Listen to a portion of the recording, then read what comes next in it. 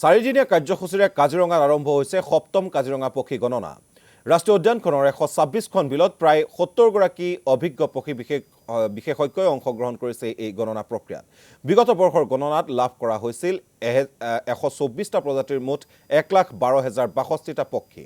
চলিত বৰ্ষত বানপানী আৰু বৰষুণ নোহোৱাৰ বাবে বহু বিল মেটেকাৰে ভৰি পৰিছে, যাৰ বাবে একাংশ বিলত পক্ষী গণনাৰ পৰা বিৰত থাকিবলগীয়া হৈছে উদ্যান কৰ্তৃপক্ষ।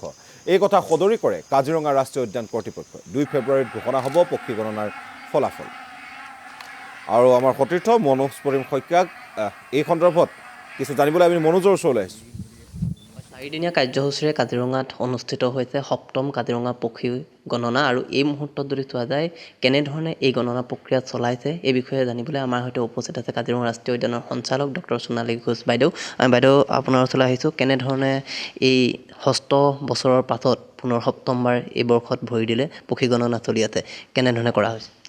Yeah, thank you, Manoj. Actually, আপোনালোকে জানে কি Kaziranga is one of the main sites যেটো আমি কওঁ মাইগ্ৰেটৰী বাৰ্ডছৰ কাৰণে, যেটো আমি চেণ্ট্ৰেল এছিয়ান ফ্লাইৱে বা ইষ্ট অষ্ট্ৰেলিয়ান ফ্লাইৱে যেটো কওঁ, সেই ফ্লাইৱেটো বেচিকলি আমাৰ গোটেই ৱৰ্ল্ডত around 7 different ফ্লাইৱেজ আছে, আৰু তাতে আমাৰ মেজৰিটি অফ ডাক্স মানে আমাৰ হাঁহ জাতীয় যেনেকুৱা বাৰ হেডেড গিজ, গ্ৰে লেগ গুজ বা আমাৰ পিনটেইল, আৰু এইখিনি যে ডাক্স আছে এইখিনি এটা বহুত নেচাৰৰ এইটো মানে এটা আমি ক'ব পাৰোঁ ৱাণ্ডাৰ, কি সেইটো মংগোলিয়া হওক বা ৰাছিয়াৰ পৰা এইটো আহে আৰু নৰ্থ ইষ্টত আমাৰ কাজিৰঙাত আহে। কাজিৰঙাত আহি পৰা এইটো আকৌ মানে ঠাণ্ডা দিনত আহি আকৌ গুচি যায়।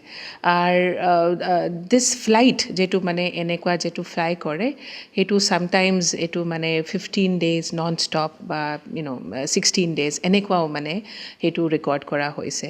চ' যিহেতু এইটো দিছ ইজ ছাচ এ ইউনিক ফিনমিনা, এইটো আমি প্ৰত্যেক বছৰ আমি সেইটো এটেম্প্ট কৰোঁ কি আমি সেইটো এটা মানে যদি আমি এষ্টিমেট কৰিব পাৰোঁ কি কিমান আমাৰ ইয়াতে চৰাই আহিছে।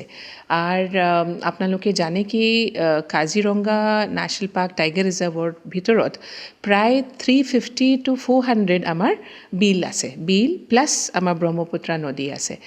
তো এইখিনি গোটেই বিলজত আমাৰ চৰাই কাউণ্টিং কৰাটো সম্ভৱ নহয়, বিকজ এইটো বহুত ইণ্টেনচিভ আৰু হেৰি, বাট আমি ট্ৰাই কৰোঁ। আৰু সেইটো আমাৰ যিটো মেথড আমাক মানে গোটেই কাণ্ট্ৰিত যিটো ফ'ল' হয় সেইটো হয় চিটিজেন চায়েন্স। তো চিটিজেন চায়েন্স মানে হ'ল কি য'ত আমি আমাৰ ছাপ'জ ৰিচাৰ্চ কৰা চাইণ্টিষ্ট, আমাৰ ষ্টুডেণ্টছ, যেনেকুৱা আমি অসমত আছাম বাৰ্ড মনিটৰিং নেটৱৰ্ক এইখিনি আছে, যিটো এটা নেটৱৰ্ক আছে, তাতে আমাৰ বহুত য়াং ল'ৰা ছোৱালী যিখিনি মানে চৰাই চিনি পায় আৰু চৰাইৰ ওপৰত গৱেষণা কৰি আছে, এইখিনিক আমি ইনভাইট কৰোঁ আৰু এইখিনি থ্ৰু আমি এটা কাউণ্টিংটো একেলগে কৰোঁ। তো আমাৰ এইবাৰ কাউণ্টিংটো আমাৰ 5 তাৰিখ আৰু 6 তাৰিখত আমাৰ ইষ্টাৰ্ণ আছাম মানে কাজিৰঙা চাউথ বেংকত হ'ল। তাৰপিছত আজি 6 তাৰিখত সেইটো আমাৰ বিশ্বনাথত হৈ আছে, আৰু আমাৰ 11 তাৰিখ আমাৰ নাগাঁও ৱাইল্ড লাইফত য'ত আমাৰ বহুতখিনি বিলছ আছে সেইটো সম্পন্ন হ'ব।